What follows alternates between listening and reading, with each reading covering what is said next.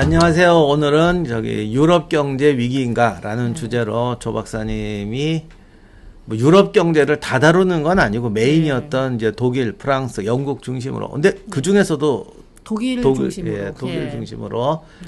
원래는 독일 얘기하려고 그랬던 건데 뭐 또 거기는 다 엉켜 있으니까요. 뭐 그래서 같이 하도록 하고요. 일단 한번 쭉 강의식으로 진행하고 끝난 다음에 이제 질문이나 대화 시간을 갖도록 하겠습니다.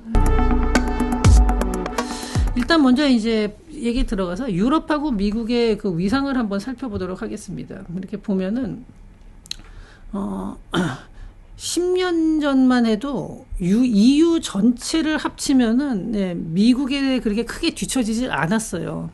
제가 2010년대 이후에 이제 특히 미국하고 유럽의 격차가 크게 확대가 됐거든요. 근데 이게 1980년대에 미국의 명목 GDP를 달러로 환산했으니까 미국 달러 기준으로 보면은 2조 8,573억 달러. EU 전체를 다 하면은 지금의 EU 국가들이죠. 이게 3조 3,149억 달러. 그러니까 EU가 미국보다 훨씬 높았어요. 90년에는 어땠냐? 이때까지도 EU가 앞섰어요. EU가 6조 5,099억 달러. 미국은 5조 9,631억 달러. 그러니까 EU가 아슬아슬하게 앞섰죠. 근데 이게 이제 2000년에 들어와서 역전이 돼요. 엎치락뒤치락해요. 이제 이미 2000년 들어오면은 미국이 상당히 앞섰다가 2007년, 8년 넘어가면서 이때 금융위기가 오면서 유럽이 한 번 또 추월을 해버려요. 특히 2008년도에 미국이 주춤하는 사이에 유럽이 한번 추월을 하죠. 그때 좋아하는 분들 참 많았어요. 네. 이제 미국은 끝났다. 뭐 이제 세계 전쟁은 없다. 내 주변에 그런 하늘 쳐다보면 박수치고 혼자 웃고 지금 생각하면 좀 어이가 없다. 나는 안 그랬어. 그러면 2010년도에 가면은 다시 미국이 조금 앞섰는데 얼마였냐면 15조 달러가 좀 넘고요.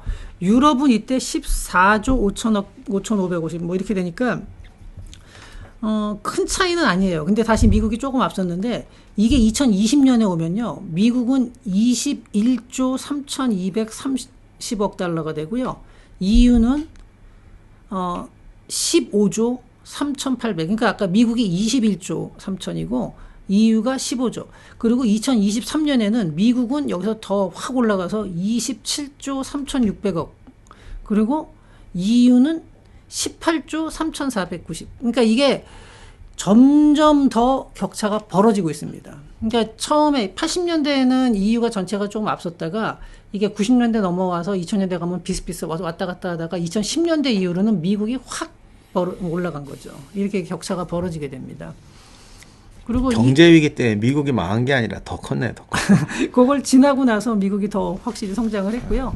1인당 GDP를 보면요. 1인당 GDP는 미국이 원래 EU 전체 평균보다는 앞서긴 했습니다. 쭉 앞섰는데 그 격차가 2000년대 중반, 2010년을 보면요. 미국이 48,651달러. 1인당 GDP가 이때 EU가 평균적으로 하면은 32,966달러. 그러니까 EU는 뭐 워낙 그 가난한 나라들 섞여 있으니까요.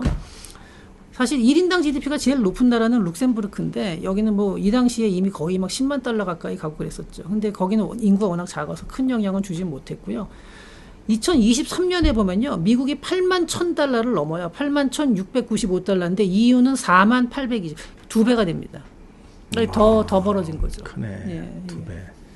그 성장률도 점점 미국하고 EU하고 미국이 지금 규모도 클 뿐만 아니라 성장률 자체도 그게 커요. 문제죠. 이러니까 점점 더 격차가 벌어지고 있는 거죠. 유럽이 위기인지도 모르겠지만 위기감은 충분히 느낄만 하네요. 그다음에 이제 미국하고 EU에 있는 각 나라들 가장 대표적인 프랑스, 영국, 독일 세 나라를 제가 한번 비교를 해봤는데요. 1980년에 미국 경제 대비 미국을 100으로 놨을 때 명목 GDP를 프랑스는 미국의 26.6%, 그다음에 영국은 20.3%, 독일이 한 30% 됐습니다. 29.9% 이렇게 됐는데 이게 1980년에 그랬고요. 2000년에 들어왔을 때는 이게 프랑스가 아까 80년에 26.7%였는데 이게 13.3%로 떨어집니다. 이야. 영국은 20.6%에서 14.5%로 떨어지고 14.9%. 맨날 싸워도 둘이는 같이 가. 근데 영국이 조금 덜 떨어졌어요. 그러니까 덜 떨어졌다. 근데 그 사람 덜 떨어졌다가 아니라 떨어지는 게 지금 덜 떨어졌습니다. 예. 독일은 아까 미국의 80년에서 보면 미국의 30% 정도 됐었는데 2000년에 오면은 한 20%로 떨어져요. 19% 정도 이렇게 되고요. 이게 2020년에 오면 어떻게 됐냐면요. 프랑스는 이제는 아까 13%여서 12%로 떨어졌고요. 23년에는 10%까지 떨어집니다. 미국의 10.1%, 미국 GDP에. 영국은 지금 미국 GDP의 11.3%. 아까 뭐 한 그래도 20% 정도 되고 뭐 15% 이렇게 가다가 지금 11.3%까지 떨어졌고요. 독일도 아까 80년에는 미국의 30%였잖아요. 근데 2010년에는 이게 22.7%. 그런 버텼어요. 다른 유럽에 있는 국가에 비해서는 잘 버티다가 2023년에는 14.8%로 떨어집니다. 미국에. 독일도 심각하고. 네, 독일도 지금 굉장히 심각하네. 많이 떨어진 거예요. 근데 떨어진 속도를 보면은 독일의 떨어진 1등이네. 속도가 더 빠릅니다. 이렇게 그리고 이게 이제 80년부터 2023년까지 그 GDP가 몇 배가 된다를 제가 한번 봤어요. 근데 미국이 압도적으로 빠르게 성장을 했어요. 다른 나라에 비해서. 그러니까 이런 걸 보면은 앞으로도 근데 제가 그 IMF에서 예측한 자료를 보니까 이 격차가 더 벌어질 거라고 나오고 있습니다. 그러니까 이렇게 지금 미국과 그 유럽 국가들의 격차가 벌어지고 있는데 이제 왜 그러냐. 그래서 각 나라마다 다 차이가 있겠지만 또 공통적인 것도 있습니다. 독일 경제를 제가 중심으로 살펴보자면은 근본적인 이유는 독일뿐만 아니라 다른 나라들도 좀 비슷해요. 가장 근본적인 건 뭐냐면 디지털 전환에 실패했다는 겁니다. 그리고 새로운 성장 동력을 발굴해내지 못했다. 이게 가장 커요. 요거는 제가 뒤에 기업, 그러니까 시가총액이 높은 기업들의 구성을 이제 말씀드리겠어요. 미국은 주로 IT라든지 이제 신흥 기업들이 많이 나갔고, 유럽은 막 100년, 200년 된 200년까지는 아니지만 100년 넘은 막 전통적인 기업들 위주예요. 그러니까 이런 식으로 새로운 성장 동력이 미국에서 주로 출현을 했고, 유럽은 디지털 전환에 실패했다는 것. 그 다음에 또 하나는 미국은 이민 국가이기 때문에 이민자들의 문제가 뭐 없는 거는 아니지만 비교적 이민자들을 사회에 잘 흡수를 시키고 해외에 우수한 인력들이 이민으로 들어옵니다. 근데 유럽 쪽은 이민 정책에 실패했다 그러죠. 이민을 많이 받았지만 과연 우수한 인력들이 이민을 통해서 들어왔느냐. 뭐 그런 사람도 있기는 있겠지만 그렇지가 않은 경우가 많다. 반대가 되죠. 반대가. 네. 사실은 그 바람에 우수한 인력들이 마구마구 도망을 갔지. 오히려 이게 물론 이제 그 저임금 노동에서는 이런 사람들이 많이 이제 그래도 역할을 하지만 사회 복지 비용도 늘어나고 이 사람들이 어떤 사회의 어떤 부담이 되는 거. 뭐 이민자 2세들이 이제 어떤 범죄자가 된다든지 이런 쪽으로도 많이 가게 되고요. 그거는 진짜 오래됐어요. 예. 나 초등학교 때도 그랬거든요. 영국 같은 경우가 유럽에서 이민자 많이 받고 그래도 영국이 그래도 그나마 남편이라고 그러는데 네. 70년대인가 의사들이 영어를 못한 인도 사람으로 꽉 차고 영어를 못한다. 그럼 영국 의사는 어디 갔냐 했더니 다 미국 갔다. 근데 그때만 해도 영국 의사들이 의학 수준이 높았어. 네. 지금은 이제 그것도 안 돼. 뭐 그런 일들이 계속 벌어지죠. 그리고 난민들이 처음에 성공했다고 할지 지금 문제가 아니고 난민들 잘 받아서 네. 성공했다고 했을 때 이제 웃겼던 사건 중에 하나가 난민들이 가장 잘 정착한 사회가 네. 상류 토착 애들이 제일 많이 도망가는 거예요. 왜냐하면 난민들이 제일 성공하는 경우는 되게 사업가를 하는 게 아니라 이제 공부 똑같잖아요. 공부 열심히 해가지고 전문직, 교사 이런 거로 많이 나가거든요. 그러니까 의사, 교사, 전문직이 그러니까 이제 그쪽 분들이 차지하면서 거기 있던 원래 애들은 싹 도망가는 거죠. 그래서 그때 네덜란드도 한번 난리 나고 네. 그랬던 거죠. 근데 그나마 영국은 좀 나은 편이에요. 왜냐하면 영어를 쓰기 때문에 해외에서 그래도 좀 우수한 인재들이 들어오는 경우가 더 많은데 예컨대 프랑스나 독일어만 해도 특수 언어예요. 영어가 아니잖아요.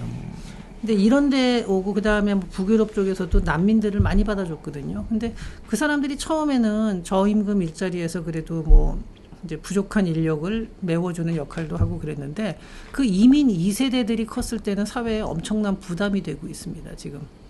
이민 1세대와 2세대는 굉장히 달라요. 이민 1세대들은 힘들고 어렵더라도 별로 불만이 없어요.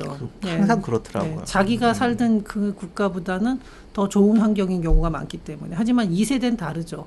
왜 우리도 똑같은 국민인데 우리는 2등 국민 취급을 받느냐 이런 식으로 하면서 불만이 많이 쌓이고 이게 조직화가 되다 보면 지금 스웨덴처럼 되는 거죠. 스웨덴이 지금 총기 사고가 제일 많이 일어나는 나라 중에 하나거든요. 아까도 말씀드렸지만 2세대도 성공하는 사람과 성공 못하는 사람이 있는데 성공하면은 성공한 사람이 밀어내고 성공을 못하면 이제 치안 부재로 사람들을 도망가게 만들고 이런 상황이 벌어지고 이게 있어요. 이제 그 사회 복지 비용이 굉장히 많이 또 늘어났고요. 그러니까 우리가 이런 말하는 게 난민을 받지 말자, 난민은 나쁜 거다 이러려고 얘기하는 게 아니에요.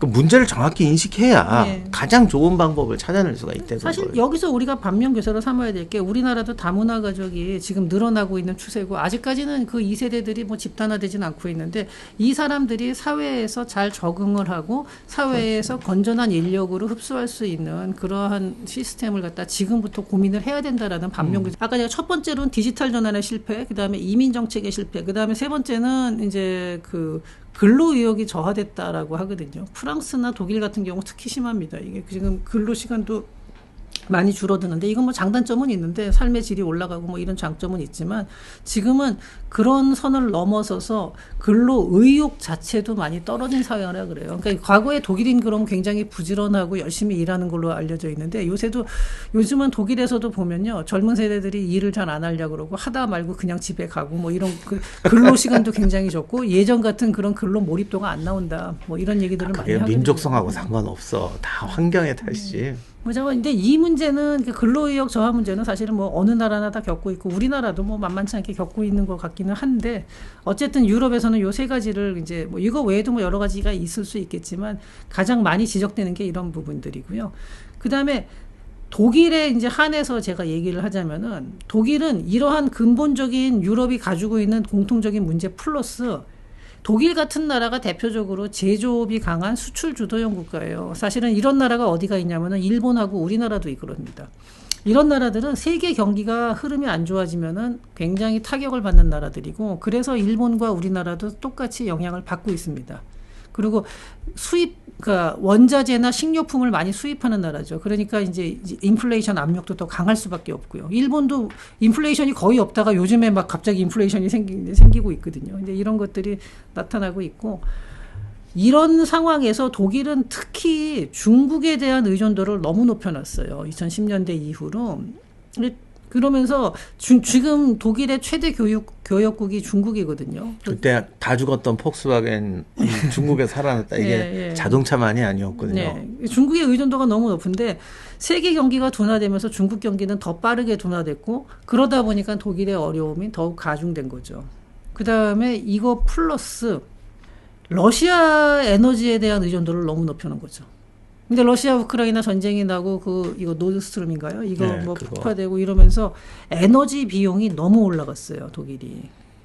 이게 아주 그러니까 프랑스가 독일보다는 그나마 조금 그러니까 어려움 하나는 제낀 거 뭐냐면 프랑스는 적어도 원자력 발전을 많이 하고 있어서 에너지는 그래도 자기네들이 만들어내는데 지금 이 독일은 러시아 가스 믿고 원전 다 죽여놨잖아요. 네, 그래가지고 에너지 가격이 지금 굉장히 올라갔습니다. 안 그래도 어려운데 굉장히 올라갔죠.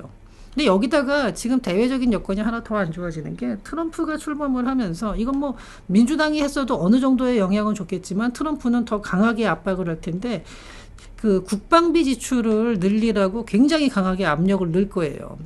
지금 이제 GDP 대비 국방비 지출 비율을 보면 미국은 3.5%, 한국이 2.57%, 프랑스가 1.9%, 독일은 1.57%, 영국이 그나마 좀 높아요. 2.07. 독일이 2.5 말로는 5%까지 올리겠다 하고 2.2까지나 갔다 그러더니 2.2까지 안 갔나? 네, 아직 안 간 것 같아요. 통계마다 좀 다른가 봐요. 내가 봤을 땐 2.2까지 간다고. 근데 어차피 마찬가지예요. 왜냐하면 최근에 올린 게 아니라 우크라이나 전쟁. 근데 얘들 우크라이나 전쟁 나고 올린다 하면서 또 겪고 0.1% 막 이렇게 올라가더라고요. 그게 쉽지가 않거든요. 왜냐하면 지금 그렇게 재정이 썩 좋지가 않은데 독일은 그나마 GDP 대비 부채 비율이 다른 나라보다는 낮은 편이긴 해요. 유럽에서. 왜냐하면은 독일은 부채에 대해서는 아주 알레르기 반응을 보여요. 분데스방크가 분데스방크가 마치 그 인플레에 대해서 알레르기 반응을 일으키듯이 독일은 사회 전체가 재정 적자 비율을 GDP 대비 0.35%인가 뭐 그거 이상을 못 올리게 딱 정해놨어요. 바이마르의 경험인가요? 과거의 경험 때문에. 그때. 그러다 보니까 이거를 그렇다고 해서 세출을 그렇게 막 줄일 수 있는 데가 별로 없고 세수를 또 잔뜩 늘릴 수 있는 데도 없거든요. 그러니까 어떻게든 줄여가지고 그나마 만들어내서 조금 올리고 있는 중이긴 합니다. 복지 정책을 제가 나쁘다는 건 아닌데 복지 정책이 그야말로 대표적인 고정 비용이잖아요. 네. 이게 빼도 박도 못하는 비용이에요. 자율 지출하고 의무 지출이 있거든요. 정부가 지출을 하는데, 근데 이거는 대부분 다 의무 지출이에요. 유럽 국가들이 그 탄력성이 엄청 떨어지죠, 대부분. 그렇죠. 네. 독일은 특히 더 굉장히 경직돼. 독일 사람들이 약간 그런 게 있잖아요. 고지고대로 하고 원리 원칙 지키고 이러다 보니까 이런 식의 재정 준칙이 있으면은요, 경기가 아무리 어려워도 그 준칙은 일단 지키고 가요. 근데 그것도 어떻게 보면은 또 때에 따라서는 약간씩 그럼요. 일본하고 다 장점이 있을 때 장점인데. 근데 이게 좀 이거를 너무 또 과하게 지키는 것도 지금 현재 어려움을 더 가중시키는 상황으로 보고는 있습니다. 그렇다고 또 너무 막 플렉서블하게 막 부채를 발행하면 안 되겠죠. 근데 그거는 장단점이 있는 건데 지금 상황에서는 약간의 유도리가 융통이 필요하지 않을까 싶은데 약간 그런 부분도 부족하고요. 어쨌든 유럽의 이제 지금 독일이 이런 아까 여러 가지로 어려운 상황 속에서 국방비까지는 늘려야 되는 상황이 됐습니다. 폴란드가 지금 유럽에서는 가장 국방비를 많이 쓰고 있어요. GDP 대비 국방비 지출이 2023년도에 3.8%, 미국보다도 높아요. 근데 내년에 2025년에는 4.7%까지 올리겠다라고 얘기를 했고 또 실제로 국제기구에서도 이렇게 전망을 하고 있습니다. 폴란드는 정말 발등에 불이죠. 네, 바로 러시아가 옆에 있으니까. 저런이 우크라이나에 지원하는 게 낫다니까. 걔들 입장에서는 지금. 저거 넘어가면 다 5%까지 올려야 돼. 그렇죠. 네. 장난 아니에요. 근데 제가 지금 이제 독일 경제가 유럽이 근본적으로 어려운 이유에 대해서 말씀을 드렸고, 근데 여기서 이제 한번 기업을 중심으로 볼게요. 미국의 기업들하고 이제 그 유럽의 기업들을 보면요, 미국의 기업은 매그니피선트 세븐으로다가 아주 딱 드러나죠. 흔히 말하는 애플, 엔비디아, 마이크로소프트, 알파벳. 그러니까 알파벳은 구글의 모회사죠. 그다음에 아마존. 그리고 메타는 페이스북, 그리고 테슬라 이런 데는 미국의 지금 아주 가장 그 시가총액이 가장 높은 거 7개를 말씀을 드렸는데 이런 데 중에서 보면요, 이거 100년 넘은 회사가 있나요?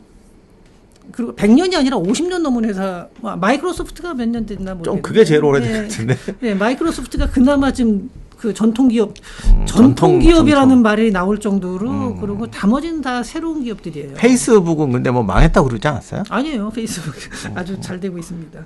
믿을 수가 없어, 정보를. 세계에서 근데 지금 제가 말씀드린 7개 기업 중하고 세계에서 시총이 제일 높은 거 보면요, 요 중에 아마존 다음으로 6번째로 아람코, 사우디의 아람코가 들어갑니다. 이거 들어가고 그 다음에 나머지는 다 미국이에요. 싹 다 미국이에요. 탑 20를 보면요, 그거 외에 그 다음에 브로드컴, 이건 미국의 이제 회사고요. 이거 반도체 회사. 그 다음에 버크셔 해서웨이, 저기죠, 워렌 버핏. 예. 현찰만 400조 가지고 계시다는 아저씨. 예. 그 다음에 월마트, JP 모건 체이스, 비자. 미국 기업이 아닌 게 아까 아람코 하고요, TSMC가 있고 탑 20 중에.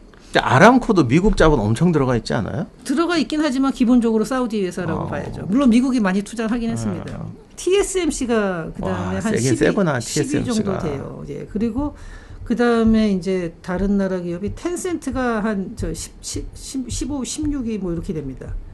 그다음 미국 회사 중에서 좀 오래된 기업이 나오긴 뭐가 나오네. 예. JP 모건, 월마트, 비자 카드, 엑슨모빌. 네, 엑슨모빌. 네. 그다음에 P&G는 뭐예요? 그 P&G라고 왜 세제 만드는 회사 있잖아요. 그건 모르겠어요. 우리나라 하이타이도 P&G에서 나온 거. 그래요? 예, 받았습니다. 역시 설거지 많이 하시는 예, 잘하신다. 여기서 들통나네. 하이타이는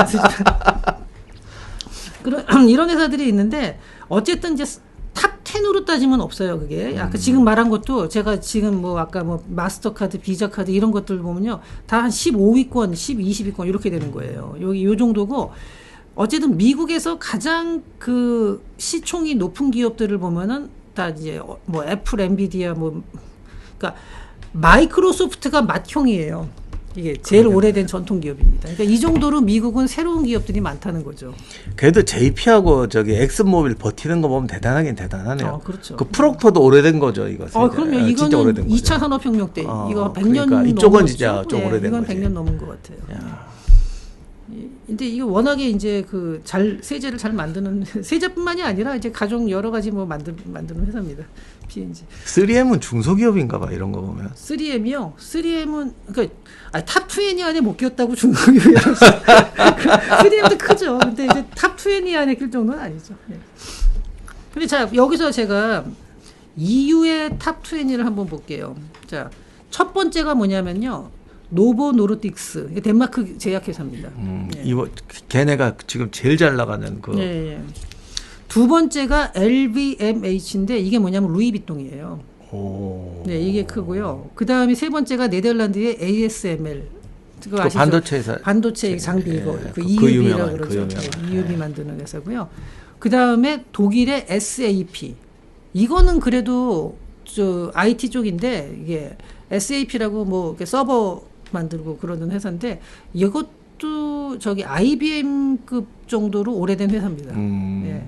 그다음에 액센추어 이거 아일랜드에 그리고 또 어디가 있냐 뭐 스페인의 그 인디텍스라고 이거 자라 만드는. 야, 자라가 그렇게 커요? 네. 유럽에서 제일 큰 노보 노르딕스라는 게 이게 시총이 얼마냐면 5,620억 달러예요. 이게 어느 정도냐면요. 아까 미국에서 그러니까 세계 탑 20에서 아까 미국에 이제 한 16번째, 17번째가 비자인데 비자가 6,293억이거든요. 그러니까 노보 노르딕스가 이거보다 작아요. 20위 안에 못 들어가요. 이게 이렇게 되는. 프록터가 4천이라고 되어 있네요. 네, 근데 이거는 이렇게 돼 있는데 아마 여기에 상장을 이쪽에 안 해서 여기서 빠진 건지가 모르겠어요. 이게 아마 미국 그게 있는 건지. 근데 하여간 20위 안에 들어가기 힘들다. 네, 들어온다 하더라도 미국에서 보면은 유럽에서 제일 큰 회사가 미국에서 20위 언저리가 된다는 거예요. 그래서 한번 이게 나라별로 한번 살펴볼게요. 프랑스에서 제일 큰 기업은 뭐 아까 말한 그 루이비통 거기가 3,821억 달러. 이게 그러니까 아까 P&G보다도 훨씬 작아요. 이게. 그 다음에 두 번째가 어디냐면요, 에르메스. 에르메스도 크네. 예, 굉장히 크더라고요. 세 번째가 로레알. 다 그거네. 네 번째가 토탈 에너지. 삼성 토탈 옛날에 있었죠. 그 석유 회사. 정유 회사죠. 토탈 에너지. 그 다음이 크리스찬 디올. 와. 크리스찬 디올이 사실은 근데 이게 그렇죠. 요즘에 뭐 오마이래더니. 근데 이게 사실은 여기가요, 옷 자체보다는 이게 지주회사가 돼가지고 지금은 루이비통의 모 회사 형태, 뭐 지분이 섞여 있어요. 저도 봤는데 되게 복잡하더라고요. 둘이 섞여 있어가지고 사실 같은 회사라고 볼 수도 있고, 그러니까 우리 개념상으로 보면은 두 개가 연결돼 있는 회사예요. 근데 정말 패션으로 먹고 사네. 어쨌든 이 두 개 합치면 굉장히 크긴 커요. 20위 안에 들 거예요. 이러면은 아마. 자, 지금 프랑스는 이렇습니다. 근데 여기서 보시다시피 IT라든지 뭔가 새로운 형태, 그러니까 새로운 성장 동력이라고 할 만한 게 있는지 한번 보시죠. 전혀 없잖아요. 그다음에 영국의 이제 5개를 한번 보자면요. 쉘 첫 번째입니다. 쉘. 오래돼 영국스럽네요. 네, 그래도. 이게 2천억 달러인데 그거밖에 안 돼요? 예, P&G가 4천억 달러가 그렇죠. 넘었으니까 절반 정도 되는 거. 그다음에 HSBC 은행. 이페란 맨날 나오는. 그다음에 유니레버라고 아시죠? 생활용품 만드는데. 알아요. 유니레버. 이게 세 번째고. 그다음 네 번째가 아스트라제네카. 그건 뭐예요? 아스트라제네카 백신 코로나 백신 거기고요. 이게 거의 생활용품점 아니야? 이렇게 되면 뭐 은행도 솔직히 그렇지만 근데 아스트라제네카가 조금 다르지. 이거 제약 그 신약 개발하는 요거고요. 근데 이것도 사실은 원래는 이게 저 스웨덴에 있다가 이 제네카가 그때 상속세를 못 내 가지고 영국의 그 아스트라 회가 제네카를 인수를 한 거죠. 그래서 아스트라제네카가 된 거예요. 사실은 이것도. 그다음에 디아지오가 뭐냐면요, 술인데 조니워커. 그러니까 이게 거의 소매용품점이잖아요. 그러니까. 조니워커 만드는 데가 디아지오입니다. 다 소매네, 다 소매. 이렇게 되고요. 유일하게 아스트라제네카가 조금 이제 신생 기업이죠. 그다음에 독일에서 보면요, SAP. 이거는 아까 이제 서버, 그러니까 IT 쪽이고요. 그다음에 지멘스. 네, 이것도 제조업체지만 이것도 만들어진 지 100년 넘었습니다. 그다음에 알리안츠 보험. 그다음 폭스바겐. 네, 이렇게 됩니다. 그러니까 이게 보면요. 어느 기업이 더 이게 사실 시가총액이라는 게 어디에 상장했느냐에 따라 또 많이 달라지고 뭐 이러기 때문에 그게 정말로 기업이 정확하게 가치를 아주 정비례하게끔 하는 건 아니긴 해요. 그럼에도 불구하고 이 금액을 떠나서 아까 금액에서도 차이가 많이 나지만 구성을 한번 보시죠. 미국은 정말로 새로운 기업들이 튀어나오고 있는 거예요. 단순히 IT뿐만 아니라 테슬라는 뭐 IT라고 하기도 힘들고 뭐 자동차긴 자동차인데 뭐 굉장히 복합적이죠. 구글도 마찬가지예요. 구글이 이 알파벳이라는 데가 이제 구글의 그 지주회사인데 구글 그러면은 검색 엔진만 떠올리지만 사실은 구글에서 자동차도 만들고 다양한 그 제조업체도 가지고 있어요. 그 알파벳이라는 데가. 그러니까 이런 식으로 그리고 아마존도 마찬가지예요. 아마존도 이게 그냥 단순하게 그 책만 인터넷 서점 옛날에 처음에 시작은 그거였지만 아마존이 가지고 있는 제조업체도 많이 있습니다. 그러니까 이런 식으로 미국은 보면은 새로운 회사들이 나오고 새로운 성장 동력을 계속 찾아나가는 거예요. 근데 폭스바겐이 1,000억이면 네. 벤츠, BMW 합쳐도 4,000억이 안 된다는 거잖아요. 그런가 봐요. 그러니까 테슬라의 반도 안 된다는 얘기예요. 네. 근데 이걸 보고서 물론 이제 테슬라가 뭐 너무 오버밸류 된 거 아니냐 뭐 이런 얘기도 어쨌든 하는데. 간에. 네. 그러니까 어디에 상장이 돼 있느냐 뭐 이런 거에 따라 다르고. 그러니까 그런 면에서 보면은 과연 진짜로 이 정도 테슬라가 뭐 1조 4,230억 달러의 시총을 받을 만한 값어치가 있는 아무리 거냐. 그래도 다 합쳐야 3,000억인데 왜냐하면 벤츠하고 BM은 거의 갖고 폭스바겐보다 못하니까 다 합쳐봤자 3,000인데 그 테슬라가 1조 4천이면 3분의 1을 까줘도 테슬라가 높은 거예요. 그러니까 아무리 과대평가됐다고 그래도 30%도 안 되잖아요, 지금. 그렇죠. 근데 저는 그런 그 규모도 물론 의미가 있는데 그 규모보다는 더 강조하고 싶은 거는 이 기업의 구성이에요. 그러니까 어떤 종류의 기업들이 상위에 올라와 있고 그 경제를 이끌고 있느냐. 그리고 이게 과연 앞으로 바뀔 거라고 생각이 되느냐 하는 거죠. 그러면은 새로운 쪽으로 과연 갈 수가 있느냐. 유럽이 지금 상태에서도 전환이 가능하냐 하는 거예요. 근데 그런 면에서 전망을 해봤을 때 그다지 밝지는 않다. 저는 이렇게 보고 있어요. 은행이 어차피 있는 거고 술, 소매업이고 생활용품, 가전제품 참 깝깝합니다.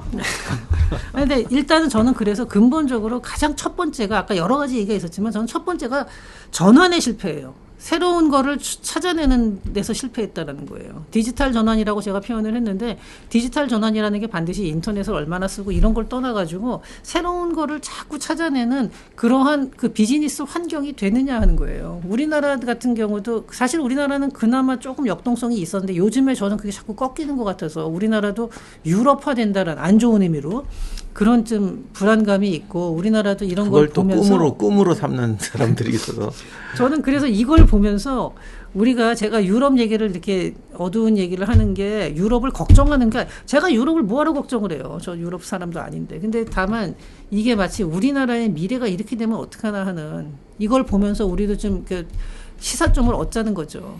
근데 독일이 진짜 심각하네요. 프랑스는 어쨌든 저게 또 쉽게 꺾일 회사들은 아니에요. 또 그런 면은 그렇죠. 그런 면이 있는데 와 생각보다 독일이 형편없네. 그 다음에 독일이 벤츠 같은 경우가 참 BMW도 그렇지만 벤츠, BM, 폭스 다 합쳐봤자 굉장히 차는 좋아요. 지금도 여전히 럭셔리 차인 건 뭐 럭셔리까지는 몰라도 상당히 럭셔리하진 않고 저기 기계적인 면은 좋아요. 근데 한국 차가 더 럭셔리해요. 럭셔리하진 않아. 근데 이게 전기차로 전환이 안 되는 거예요. 내연기관에서는 그렇게 앞서 있지만 새로운 트렌드를 못 그러니까 계속 새로운 거를 못 쫓아가는 게 유럽이라는 거예요. 그러니까 그렇게 되면은 뭐 그 규제도 많고 여러 가지가 유럽이 지금 앞서 있는 게 어느 쪽에 오히려 미국보다 앞서 있냐면 친환경 기술이거든요. 친환경 기술 쪽은 앞서 있는데 그나마도 그럼 돈이 안 되지. 예, 지금은 뭐 그거 가지고 뭐 어떻게 하려고 할 하는데 아직까지는 잘 안 나오고 또 하나는 제가 대외적인 거 전망을 앞으로 보면요. 대내 요인하고 대외 요인으로 나눠 볼게요. 그러니까 대내 요인은 이민자 문제라든지 전 세계적으로 디지털화가 심화되는데 이런 구조적인 문제 이런 것들이 대내적으로도 쉽게 바뀌지 않을 거다. 왜냐하면 인력 양성부터 해서 산업 구조 같은 게 재편이 돼야 되는데 지금 그럴 가능성이 거의 안 보인다는 거죠. 그다음에 대외적인 요인은 이번에 이제 대외적인 거는 그냥 한 가지로만 얘기할게요. 트럼프가 당선이 됐다. 트럼프 행정부가 들어와서 친환경 정책이 후퇴하고 있다는 거예요. 근데 유럽에서 과연 EU가 트럼프의 그런 정책을 제동을 걸 만한 힘이 있느냐? 그렇지가 않죠. 그렇다 그러면은 친환경 정책이 후퇴한다 그러면 그나마 앞서 있는 유럽의 친환경 기술마저 부가가치를 창출하는 속도가 더 늦어진다는 거예요. 그러니까 대외적인 환경도 안 좋아요. 거기다가 트럼프가 들어옴으로 인해서 관세 인상이라든지 아니면은 무역 정책의 불확실성이 증가하고 이런 걸 보면요. 유럽의 영내 생산 기반이 약화가 됩니다. 그러니까 유럽 기업들이 지금 해외로 떠날 거니까 미국으로 떠날 가능성이 트럼프가 마구 배짱 부리는 게 이유가 있구만요. 네. 뭐 가진 게 있으니까 저렇게 그렇죠. 배짱이지. 거기다가 국방비 압박도 좀 더 강하게 할 거고. 그러니까 대외적인 요건도 안 좋고 대내적인 요건은 개선될 가능성이 별로 없이 그냥 현재 상태로 가는 거고. 이렇게 되니까 지금 이렇게 다운되는 사이클을 제동을 걸어줄 게 별로 없다는 거예요. 그러니까 이런 면에서 봤을 때 유럽이 점점 어려워지는데 관세에 대해서 제가 말씀을 드리자면요. 이번 트럼프 행정부에서 대외 통상 정책에 굉장히 큰 영향을 주는, 그러니까 일기 때도 이제 그때 있었는데 로버트 라이트하이저라는 사람이 있어요. 라이트하이저가 쓴 책이 자유무역이라는 착각이라는 책이 있습니다. 이게 번역도 돼 있는데 여기서 보면은 자유무역이라고 하는데 자유무역해서 공정무역을 하는 건 미국밖에 없다는 거예요. 그러니까 핵심적인 내용은 그거예요. 그러니까 중국에서 얼마나 많은 보조금을 주는지 뭐 이런 거 쭉 나오고. 근데 사람들이 중국은 그래 중국이 좀 그런 면이 있지 이렇게 생각을 하는데 EU는 어떤가 보잖아요. EU도 미국하고 결코 공정한 무역을 하진 않습니다. 미국하고 할 때 보면요. 뒤에서 보조금 많이 줍니다. 그리고 뭐 세금 문제라든가 여러 그 세금 면제해 주는 거 여러 가지 다양한 걸 해가지고요. EU에서도 미국하고 그렇게 자유로운 무역을 하지는 않고 있었어요. 그러니까 미국만 오히려 좀 자유롭게 했었다 그 전에. 그래가지고 이 미국 입장에서는 관세를 우리가 높이는 게 반드시 우리가 그렇게 불공정하게 하는 게 아니라 니네 수준에 맞추는 거다 이렇게 얘기를 하는 거예요 지금 트럼프는. 그러니까 이 말이 이제 맞느냐 틀리느냐는 한번 여러분들이 나중에 판단을 해보시면 되고요. 오늘은 제가 그 얘기를 하려고 나온 건 아니니까. 어쨌든 미국의 기조가 이렇다는 겁니다. 그러니까 대외적인 요인, 대내적인 요인 앞으로도 그다지 좋지 않다는 거예요. 그다음에 인구 문제에 있어서 우리나라처럼 이렇게 심하지는 않지만 저출산이 지속이 되고 있고, 그다음에 이민자 문제가 이미 수면 위로 올라와 있는 상태고, 이런 여러 가지 어려움들이 있습니다. 그 기업이 구조적이라든가 정치 문제 이거는 고치면 되는데. 네. 그 산업 구조적인 문제는 교육부터 바꿔야 되고 다 바꿔야 되는데 네. 바꾸려면 20년 넘게 걸릴 거예요 아마. 그렇죠. 네, 그리고 이미 사회에 퍼져 있는 여러 가지 관념이라든지 이런 그렇죠. 것들이 다 바뀌어야 되는데, 그리고 영국은 제가 보기에는 영국 얘기는 또 나중에 또 할 기회가 있을지 모르겠는데 브렉시트가 영국한테는 굉장히 큰 타격이었어요. 왜 근데 다른 나라에서 유럽하고 무역을 한다 그럴 때 영국만 다른 기준을 가지고 하다못해 소고기를 판다 저기 아르헨티나에서 유럽으로 소고기를 판다 그럴 때도 검역 기준이 영국만 다른 거잖아요. 그러니까 저기 덕분에 수천 년 역전시켜줬잖아요. 아일랜드한테 역전됐잖아. 빚을 갚았잖아. 네. 저는 좀 그런 부분들이 이제 여러 가지. 근데 영국이 브렉시트를 한 거는 여러 가지 이유가 있었겠지만 부담금 문제도 있었고 또 EU 내에서 정치 역학에서 독일한테 너무 주도권을 내주는 거에 대한 불만도 있었고 여러 가지가 있었는데 어쨌든 그 브렉시트가 지금까지 평가로 보면은 결과적으로는 이제 영국의 발목을 잡은 게 되는 거죠. 근데 그 얘기를 또 하려면 너무 길어지니까 이 정도로 하고요.